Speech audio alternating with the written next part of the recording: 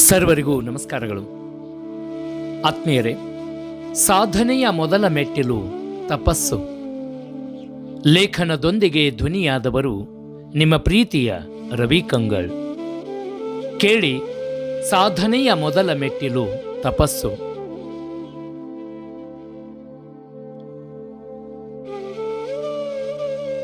ಒಬ್ಬ ಸಾಧಕನು ತನ್ನ ಸಾಧನೆಯ ಹಿಂದೆ ಹಲವಾರು ನೋವುಗಳ ಸರಮಾಲೆ, ಅವಮಾನಗಳ ಹೂಮಾಲೆ ಹಾಕಿಸಿಕೊಂಡು ಹೊಸ ಶೋಧನೆಯ ಹುಡುಕಾಟದಿ ಹಂತ ಹಂತವಾಗಿ ಮೇಲೇರಿ ಬಂದಿರುತ್ತಾನೆ.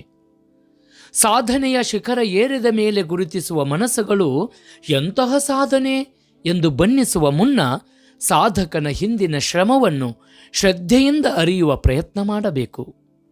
ಸತತ ಪ್ರಯತ್ನದಿ ಕೂಡಿದ ತಪಸ್ಸು ಸಾಧನೆಯ ಮೊದಲ ಮೆಟ್ಟಿಲು. ಸಾಧಕನೊಬ್ಬ ತನ್ನ ತನುಮನಗಳನ್ನು ಅರ್ಪಿಸಿ ಹಿಡಿದ ಕಾರ್ಯದಲ್ಲಿ ಮಗ್ನನಾಗಿ ಪರಿಪೂರ್ಣವಾಗುವವರೆಗೂ ಸಾಗುವ ಛಲಗಾರಿಕೆ, ಕಠಿಣ ತಪಸ್ಸೊಂದಿದ್ದರೆ ಸಾಧನೆಯ ಪಯಣ ಸುಗಮವಾಗಿ ಸಾಗುತ್ತದೆ ಅಲ್ಲವೇ? ಬರಿ ಭಕ್ತಿ, ಬರಿ ಕರ್ಮ, ಬರಿ ತರ್ಕ ದೊರಕಿಸದು ಪರಮಾತ್ಮ ದರ್ಶನವ. ಬೇಕದಕ್ಕೆ ತಪಸ್ಸು. ಪರಿಪೂರ್ಣ ಜೀವಾನುಭವ ತಾಪದಿ ಮತಿಯು ಪರಿಪಕ್ವವಾಗಲದು ಮಂಕುತಿಮ್ಮ ಎಂಬ ಡಿ.ವಿ.ಜಿಯವರ ಮಾತಿನಂತೆ ಯಾವುದೇ ಕಾರ್ಯದಲ್ಲಿ ನಿರತವಾದರೂ ಕಾಯಕದಲ್ಲಿ ಶ್ರದ್ಧೆ ಇರಬೇಕು. ಅದಿಲ್ಲದೆ ಹೋದರೆ ಹಿಡಿದ ಕಾರ್ಯವು ಯಶಸ್ಸು ಆಗುವುದಿಲ್ಲ. ಭಕ್ತಿಯಿಂದ ದೇವರನ್ನು ಪ್ರಾರ್ಥಿಸಿ ಇಷ್ಟಾರ್ಥಗಳನ್ನು ಸಿದ್ಧಿಸು ಎಂದು ಬೇಡಿದರೆ ಸಾಕೆ? ಅದಕ್ಕೆ ಬೇಕಾದ ಪೂರ್ವ ಸಿದ್ಧತೆ, ಆಲೋಚನೆ, ಯೋಜನೆ, ಕ್ರಿಯೆ ಇರದಿದ್ದರೆ ಹೇಗೆ? ಬರೀ ಕರ್ಮವನ್ನು ಮಾಡುವುದರಿಂದ ಯಾವುದೇ ಲಾಭವಿಲ್ಲ. ಮಾಡುವ ಕರ್ಮದಲ್ಲಿ ಮನಸ್ಸಿರಬೇಕು, ಜೀವನ ದರ್ಶನವಿರಬೇಕು, ಸ್ಪಷ್ಟ ಗುರಿ ಇರಬೇಕು, ಅದಕ್ಕೆ ತಕ್ಕದಾದ ನಿರಂತರ ಪ್ರಯತ್ನವಿರಬೇಕು. ಬರೀ ತರ್ಕಿಸುವಲ್ಲಿಯೂ ಸಹ ಆದಿ ಮತ್ತು ಅಂತ್ಯಗಳ ಪರಿಕಲ್ಪನೆ ಇರದಿದ್ದರೆ ಆ ತರ್ಕವು ವ್ಯರ್ಥ ಪ್ರಯತ್ನವಾಗುವುದು. ಹಿಡಿದ ಕಾರ್ಯ ಸಾಧನೆಗೆ ಭಕ್ತಿ, ಕರ್ಮ, ತರ್ಕಗಳು ಮಾತ್ರವಿದ್ದರೆ ಸಾಲದು. ಅವುಗಳೊಂದಿಗೆ ಕಠಿಣ ತಪಸ್ಸು ಇರಬೇಕು. ತಪಸ್ಸು ಎಂದಾಕ್ಷಣ ಋಷಿ ಮುನಿಗಳು ತಮ್ಮ ಅಭೀಷ್ಟೆಯನ್ನು ಪೂರೈಸಿಕೊಳ್ಳಲು ಕಠಿಣವಾದ ವ್ರತವನ್ನು ಕೈಗೊಂಡು ಏಕಾಂತದಲ್ಲಿ ದೇಹ ಮತ್ತು ಮನಸ್ಸನ್ನು ಭಗವಂತನಲ್ಲಿ ಲೀನ ಮಾಡಿ ಭಗವಂತನನ್ನು ಒಲಿಸಿಕೊಳ್ಳುತ್ತಿದ್ದರು. ಅಂದರೆ ತಮ್ಮ ಕಾರ್ಯವನ್ನು ಸಿದ್ಧಿಸಿಕೊಳ್ಳುತ್ತಿದ್ದರು ಎಂದರ್ಥ. ತಪಸ್ಸು ಎಂದರೆ ಪ್ರತಿಷ್ಠೆಯನ್ನು ಮರೆತು ಮಾಡುವ ಕಾರ್ಯವು ಹಿರಿದು ಕಿರಿದೆಂಬ ಭಾವ ತಾಳದೆ ಕಾಯಕದಲ್ಲಿ ತಲ್ಲೀನತೆಯ ಭಾವ ಮೂಡಿಸುವುದಾಗಿದೆ. ಇದರೊಂದಿಗೆ ಜೀವನಾನುಭವಗಳ ಸಾರವನ್ನು ಸಮನ್ವಯಗೊಳಿಸಿ ಬುದ್ಧಿಯನ್ನು ಪ್ರಬುದ್ಧಗೊಳಿಸಿದಾಗ ನಮ್ಮ ಜ್ಞಾನವು ವೃದ್ಧಿಯಾಗಿ ಸಿದ್ಧಿಯ ಮಾರ್ಗ ತೋರುವ ಸಾಧನೆಯ ರೂಪದ ಭಗವಂತನನ್ನು ಒಲಿಸಿಕೊಳ್ಳಲು ಸಾಧ್ಯವಾಗುತ್ತದೆ. ಇತ್ತೀಚೆಗೆ ಕೃಷಿ ಕಾಯಕವು ಕನಿಷ್ಠವೆಂದು ತಿಳಿದು ಸ್ವಲ್ಪ ಓದಿದವರೂ ಕೂಡ ಪಟ್ಟಣವನ್ನು ಸೇರುತ್ತಿರುವುದನ್ನು ಕಾಣಬಹುದಾಗಿದೆ. ಇಲ್ಲೊಬ್ಬ ಸಾಧಕಿ ತಾನು ಕಂಪ್ಯೂಟರ್ ಸೈನ್ಸ್ ಓದಿ ಸಾಫ್ಟ್ವೇರ್ ಇಂಜಿನಿಯರ್ ಆಗಿದ್ದರೂ ಕೂಡ ಕೃಷಿ ಕಾಯಕದಲ್ಲಿ ಅನರ್ಘ್ಯ ಸಾಧನೆ ಮಾಡಿ ಇವತ್ತು ನಮ್ಮೆಲ್ಲರಿಗೂ ಚಿರಪರಿಚಿತವಾಗಿದ್ದಾರೆ.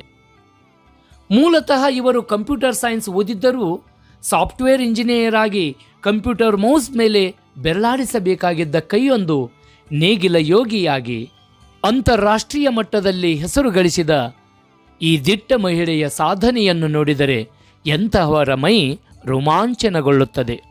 ರಾಯಚೂರು ಜಿಲ್ಲೆಯ ಮಾನ್ವಿ ತಾಲೂಕಿನ ಕವಿತಾಳ ಗ್ರಾಮದ ಕಂಪ್ಯೂಟರ್ ಸೈನ್ಸ್ ಓದಿದ ಮಹಿಳಾ ಸಾಧಕಿಯೇ ಕವಿತಾ ಉಮಾಶಂಕರ್ ಮಿಶ್ರಾ. ಇವರು ರೈತನನ್ನು ಮದುವೆಯಾಗಿ ಹಳ್ಳಿಯಲ್ಲಿ ಕಾಲ ಕಳೆಯಬೇಕಾದ ಸಂದಿಗ್ಧ ಸ್ಥಿತಿಯಲ್ಲಿಯೂ ಹಳ್ಳಿಯಲ್ಲಿದ್ದುಕೊಂಡೇ ಸಾಧನೆಯ ಮೈಲಿಗಲ್ಲನ್ನು ಮಣ್ಣನ್ನು ನಂಬಿ ಪಡೆದುಕೊಂಡಿದ್ದಾರೆ. ಕೇವಲ 8 ಎಕರೆ 10 ಗುಂಟೆ ಬಂಜರು ಭೂಮಿಯಲ್ಲಿ ಅರ್ಧ ಚೀಲ ಸಜ್ಜೆ ಬೆಳೆಯುವುದು ಕೂಡ ಕಷ್ಟವಾದಂತಹ ಸಮಯದಲ್ಲಿ ಕವಿತಾ ಅವರ ಕಠಿಣ ತಪಸ್ಸಿನ ಫಲವಾಗಿ ಇಂದು ಅದೇ ಬಂಜರು ಭೂಮಿಯಲ್ಲಿ ಶ್ರೀಗಂಧ, ದಾಳಿಂಬೆ, ಮಾವು, ಪೇರಲ, ಸೀತಾಫಲ, ನಿಂಬೆ, ಮೋಸಂಬಿ, ಬೆಟ್ಟದ ನೆಲ್ಲಿಕಾಯಿ, ಬಾರಿಹಣ್ಣು, ತೇಗದ ಮರ, ಕರಿಬೇವು, ಕುರಿ ಸಾಕಾಣಿಕೆ, ಕೋಳಿ ಸಾಕಾಣಿಕೆ ಮಾಡುತ್ತಾ ಇಂದು ವಿಶ್ವ ಮಟ್ಟದಲ್ಲಿ ಮಾದರಿ ರೈತ ಮಹಿಳೆಯಾಗಿ ಕೃಷಿ ಕ್ಷೇತ್ರದಲ್ಲಿ ಮಹಿಳಾ ರಾಯಭಾರಿಯಾಗಿದ್ದಾರೆ. ಇಂದು ನಾನು ಅಂತಾರಾಷ್ಟ್ರೀಯ ಮಟ್ಟದಲ್ಲಿ ಗುರುತಿಸಿಕೊಂಡಿದ್ದು ನನ್ನ ಕಂಪ್ಯೂಟರ್ ಸೈನ್ಸ್ ಪದವಿಯಿಂದಲ್ಲ, ಒಬ್ಬ ಸಾಮಾನ್ಯ ರೈತನ ಮಡದಿಯಾಗಿ ಹೆಂಡಿ ಕಸವನ್ನು ಬೆಳೆದು ಎಮ್ಮೆ ಕುರಿಗಳನ್ನು ಸಾಕುತ್ತಾ ಕಳೆಯನ್ನು ಕಿತ್ತು ಭೂಮಿ ತಾಯಿಯನ್ನು ನಂಬಿದ ಪ್ರತಿಫಲ ಎಂದು ಹೇಳಲು ನನಗೆ ಹೆಮ್ಮೆ ಎನಿಸುತ್ತದೆ ಎನ್ನುವ ಕವಿತಾ ಅವರ ಮಾತಿನಲ್ಲಿ ಕಾಯಕ ನಿಷ್ಠೆಯು ಧ್ವನಿಸುತ್ತದೆ.